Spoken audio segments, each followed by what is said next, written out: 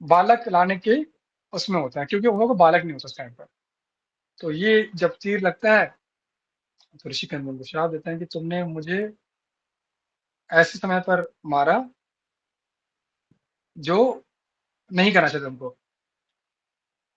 तो पांडव बोलता है कि ऋषिवर, मैं तो शब्द वेदी बांध छोड़ा था। तो ऋषि कंदन बोलता है कि राजन, जो तीर शब्द आवाज को आवाज से न काट सके, वो बाण नहीं होता है। तुमने मेरी हत्या करी है, तो मैं तुमको श्राप देता हूँ कि जिस तरह मैं बिना पुत्र के इस दुनिया से जा रहा हूँ, तुम भी ऐसे जाओगे, तुम्हें पुत्र नहीं होगा। जैसे तुम किसी स्त्री के पास आओगे, तुम्हारी अकाल अकस्मात मृत्यु हो जाएगी उस टाइम पर। तो पांडु बड़ा ही वो होता है और जाके बोलता है कि ऐसा हुआ मेरे साथ। दोनों वाइफ को बोलता है। तो वो वहीं पर रहते हैं। तो पांडु को बात बड़ी सताती है कि मेरा कोई पुत्र नहीं होगा और तो मुझे मुक्ति नहीं मिलेगी। आज की डेट में हम लोग ऐसा सोचते नहीं है, पर उस टाइम पे सोच थी ऐसे लोगों की कि अगर मेरा पुत्र नहीं हुआ तो मुझे अग्नि कौन देगा, और मुझे मेरा पितृ ऋण कौन चुकाएगा, तो मुझे मोक्ष नहीं मिलेगा। तो ये दुख अपने वो कुंती को बोलता है कि ऐसा है, मैं क्या करूं, ये दुख तो मुझे खाया जा रहा है। तो कुंती बोलती है कि एक बार ऋषि दुर्वास आए थे, उन्होंने मुझे ये वरदान दिया, अगर आप बोलो, आपकी आज्ञा से मैं देवताओं का आह्वान कर सकती हूँ और उनसे पुत्र की प्राप्ति का मैं प्रार्थना कर सकती हूँ। तो ये सुनकर तो पांडु बड़ा खुश हुआ था, बोलता कि हाँ, ये सोल्यूशन निकल गया। तो बोलता जाओ, धर्मराज मतलब कि भगवान यम को याद करो, उनका उनका आह्वान करो। तो कुंती करती है। तो पहला पुत्र होता है युधिष्ठिर, जो धर्मराज होता है यम का बेटा। तो पांडु बोलता हूँ मुझे एक और पुत्र चाहिए, जाओ पवन देव की को आह्वान करो, उनको बुलाओ। तो कुंती जाती है और फिर पवन देव के बेटे भीम होता है, तो भीम होता है। उसके बाद वो बोलते हैं कि मुझे तीसरा पुत्र भी चाहिए और उसके लिए तुम इंद्र को आह्वान करो। तो इंद्र को बुलाती है और इंद्र से तीसरा पुत्र होता है। 3 पुत्र के बाद माद्री बोलती है कि अब मेरी बारी।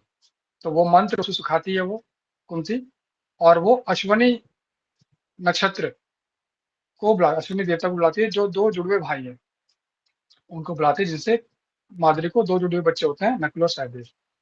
तो इस तरीके से ये जो पाँचों भाई हैं, ये बायोलॉजिकल सन नहीं है पांडु के। सारे प्रॉब्लम की जड़ यही थी कि कौरव ये बोलते थे तुम तो बायोलॉजिकल हो ही नहीं, तुम तो हमारे खानदान का हो ही नहीं, तुम्हारा प्रॉपर्टी में तुम हम कैसे हिस्सा मांगे, तुम राजा कैसे बन सकते हो।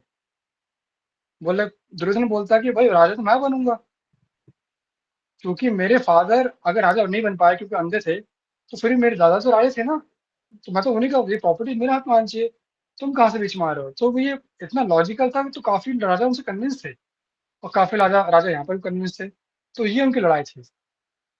तो यहाँ पर क्या हुआ कि उसके बाद पांडव की मृत्यु आती है, और ये पांचों भाई हिमालय में ऋषि के पास जब थे, वहां से ही आते हैं हस्तिनापुर। हस्तिनापुर जब आते हैं तो इनके एजुकेशन के लिए उनको गुरु द्रोण के पास भेजते हैं। अब गुरु द्रोण जब एजुकेशन देते हैं, तो सबसे जो ब्राइट स्टूडेंट होता है वो उनका अर्जुन होता है। तो एक बार क्या होता है कि